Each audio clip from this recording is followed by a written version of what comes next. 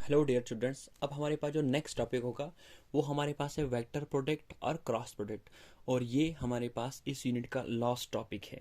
Okay, देखो अब हमारे पास क्या है, वेक्टर प्रोडक्ट। इससे पहले आप लोगों ने पढ़ा था कल डॉट प्रोडक्ट, पढ़ा था कि नहीं? डॉट प्रोडक्ट हम लोग क्या बोलते हैं, दूसरा नाम स्केलर प्रोडक्ट।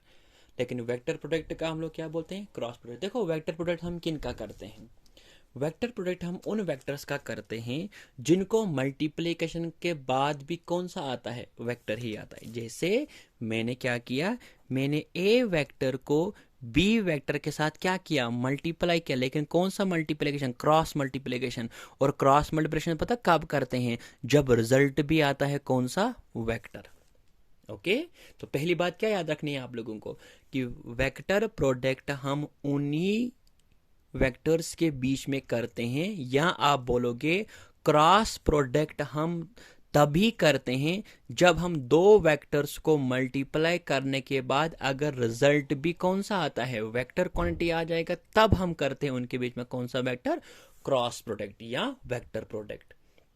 ओके, इस बात को नोट रखिएगा। देखो आपने कल पढ़ा था ना कि W is equal to F S, लेकिन मैंने जब एफ और एस के बीच में मल्टीप्लाई का साइन करना था तो मैंने लगाया था डॉट। आप कहोगे सर डॉट क्यों, क्योंकि फोर्स भी होती है वेक्टर, डिस्प्लेसमेंट भी वेक्टर, लेकिन वर्क कौन सी क्वांटिटी, स्केलर, तो इसलिए इनके बीच में डॉट आएगा। ये नहीं ना है वेक्टर, ये स्केलर होता है। लेकिन वेक्टर प्रोडक्ट कब करना है, जब तीनों होंगे वेक्टर, मतलब जब हम दो वेक्टर्स को मल्टीप्लाई करने के बाद अगर रिजल्ट भी वेक्टर आ गए ना। जिस तरह से एग्जांपल दूंगा मैं, टॉर्क, टॉर्क को डिनोट करते हैं इस तरह से उल्टा जे, ये टॉर्क होता है। और टॉर्क का फार्मूला क्या होता है, torque is equal to force into displacement. ये तीनों है वेक्टर, तो इसलिए इनके बीच में क्या आ गया, क्रॉस प्रोडक्ट। पहली बात आपको यही नोट रखनी है कि क्रॉस प्रोडक्ट्स किन में आता है, शाबाश बोलो। क्रॉस प्रोडक्ट्स आता है उन दो वेक्टर्स के बीच में जिनका रिजल्ट भी क्या आता है, वेक्टर क्वांटिटी आती है। हाँ, अब अगर हमें डिफाइन करना होगा, क्या करना होगा, डिफाइन करना होगा what is cross product and what is vector product. तो डिफाइन के लिए हम क्या करेंगे, सुनो इधर गौर से। देखो शाबाश, हम क्या करेंगे, मैंने लिए दो वेक्टर, ये रहा हमारे पास ए वेक्टर और ये हमारे पास रहा बी वेक्टर, और इनके बीच का क्या है, ये एंगल, ये थीटा। ध्यान रखना इसमें, ये रहा ए वेक्टर और ये रहा बी वेक्टर। समझना बात को आराम से। देखो इधर क्या करेंगे हम, इनके बीच का निकालना है क्रॉस प्रोडक्ट। तो मैं लिखूंगा ए वेक्टर मल्टीपल बी वेक्टर, क्या निकाल रहे हैं हम, क्रॉस प्रोडक्ट। देखो तभी लगाया मैंने क्रॉस, इज इक्वल टू किसके बराबर होता है ये फार्मूला, ये होता है सेम कल वाला formula, magnitude of A magnitude of B, और इनके बीच का कौन सा एंगल, साइन ऑफ थीटा। मैं थोड़ा इसको यहां लिखता हूं, समझना गौर से। मैं इसको पहले, ओके, तो मैंने इसको थोड़ा यहां पे लिखा क्योंकि यहां पर जगह नहीं रही थी, इसलिए मैंने इसको इस लिखा, A vector cross B vector is equal to magnitude of A magnitude of B sine of theta.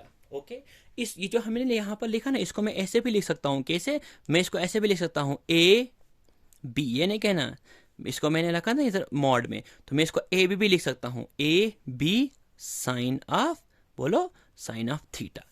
लेकिन तुम लोगों को पता है हम तो निकाल रहे हैं इस टाइम क्या, क्रॉस प्रोडक्ट निकाल रहे हैं, और क्रॉस प्रोडक्ट्स में तो तीनों होते हैं वेक्टर, तीनों होते हैं वेक्टर, ये भी वेक्टर, ये भी वेक्टर, ये भी वेक्टर। तो यहाँ पर तो आप देख, ये तो सारा मैग्नीट्यूड है, ये हो भी मैग्नीट्यूड है, ये भी मैग्नीट्यूड है, और ये थीटा है।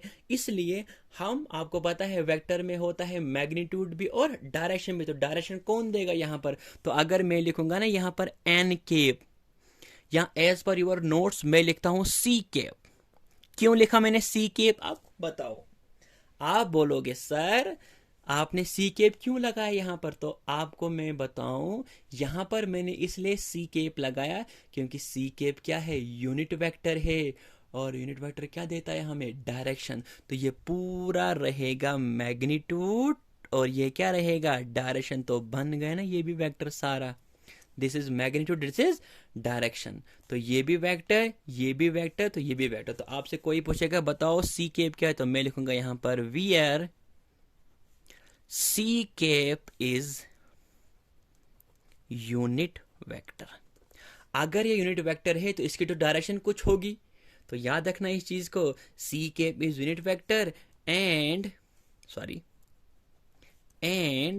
its direction is always perpendicular to the plane containing A and B। क्या कहा मैंने आप लोगों को? सी केप क्या है यहाँ पर? C cap is unit vector and it's direction is always perpendicular on the plane containing A and B. देखो इधर ये है हमारे पास ए और ये है हमारे पास बी, बात रखना याद। देखो इस टाइम मैं कहां से कहां जा रहा हूं, देखो याद रखना इस चीज को। देखो शाबाश, मैंने यहाँ पर कुछ एक एक्स्ट्रा नोट लिखा। क्या लिखा मैंने नोट? कि अगर हमें to know the direction of C cap, मतलब अगर हमें इस सी केप की क्या देखनी होगी, डायरेक्शन देखनी होगी, we use right hand rule. कौन सा हैंड रूल यूज करना है? Right hand rule. देखो इधर मैं आपको बोलता हूं निकालो ए क्रॉस बी। देख इसको देखो, क्या बोलता हूं मैं? ए क्रॉस बी निकालो। स्टार्ट कहां से करना है? ए से, और जाना कहां की तरफ है? बी की तरफ। मैं ऐसे करता हूं, इसको ऐसे देता हूं मैं थोड़ा, इसको एरो। कहां से कहां जाना है? ए से बी।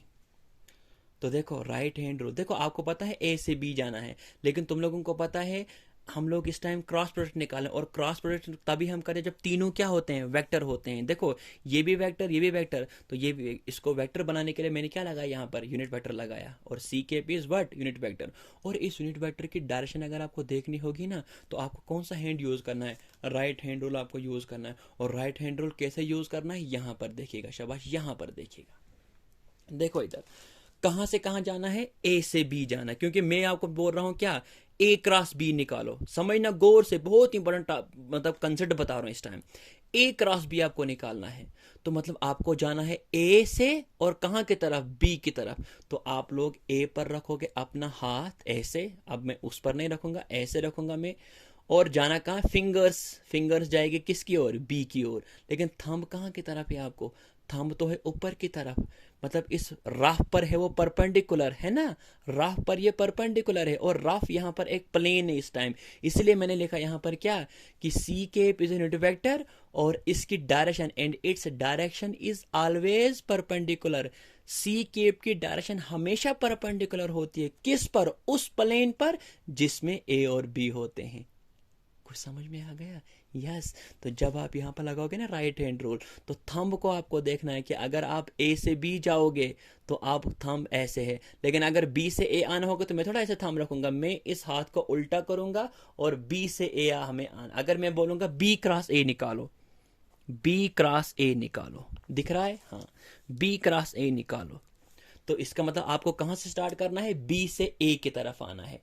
तो बी से ए जब आओगे तो ये अंदर की तरफ है ना, मतलब मेरा थंब अभी रफ की ओर जा रहा है। लेकिन अगर मैं ए से बी जाऊंगा, आप अपने हाथ की प्रैक्टिस करोगे शाबाश। ए से बी अगर आप जाओगे तो इस पर परपेंडिकुलर है ना, मतलब ऊपर की तरफ है। लेकिन अगर आप बी से ए आओगे तो कहां की तरफ है? नीचे की तरफ है। तो क्यों ना मैं यहां पर लिखूंगा कि अगर हम ए से बी जाएंगे तो सी केप की डायरेक्शन है कहां की तरफ? अपवर्ड, है ना।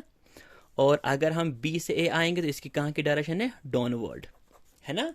इस तरह से राइट हैंड रूल की हेल्प से आप लोग मतलब इस यूनिट वेक्टर की क्या देखते हो? डायरेक्शन देखते हो। बात आई समझ? और अब आप थोड़ा सा आगे चलते हैं। अब हमारे पास क्या है? Special cases. स्पेशल केस में पहला केस आपके पास है केस फर्स्ट। केस फर्स्ट क्या है? कि ए और बी अगर आपस में कैसे होंगे? परपेंडिकुलर होते हैं, तो बताओ उनका क्रॉस प्रोडक्ट किसके बराबर आएगा? देखो A cross B cross is equal to, formula याद रखो, magnitude of A magnitude of B और साइन थीटा। लेकिन कितना थीटा है इनके बीच का? 90। तो साइन 90 किसके बराबर होता है? साइन 90 तो 0 के बराबर होता है। तो इसलिए यहां पर आप क्या याद रखोगे? यहां पर आप लिखोगे क्या? 0, क्योंकि साइन 90 कितना होता है? 0 होता है, इसलिए ये क्या हो जाएगा? नहीं, साइन 90 कहाँ 0 होता है? साइन 90 तो 1 होता है कि नहीं? सॉरी, साइन 90, सॉरी इसको क्यों मिटा रहा हूं मैं? ये हमारे पास साइन 90, और साइन 90 होता है किसके बराबर? 1 के बराबर। तो ये आ जाएगा किसके बराबर?